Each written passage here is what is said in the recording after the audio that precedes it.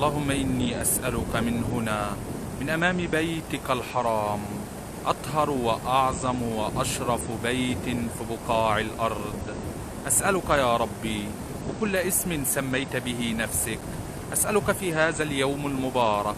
اللهم إني أسألك أن تسعد قلب كل من رأى الفيديو سعادة ليس بعدها حزن يا رب العالمين. اللهم يسر له كل عسير. اللهم احفظ كل من رأى الفيديو، احفظه حيث كان ورآه بعينك التي لا تنام. اللهم اجعله من الأطهار ومن حفظة القرآن ومن زوار بيتك الحرام.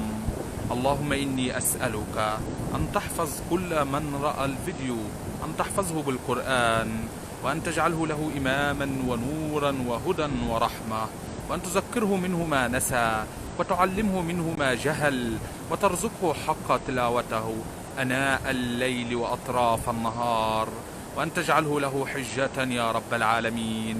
اللهم لا تدع له ذنبا إلا غفرته، ولا هما إلا فرجته، ولا دينا إلا قضيته، ولا حاجة من حوائج الدنيا والآخرة إلا قضيتها يا رب العالمين.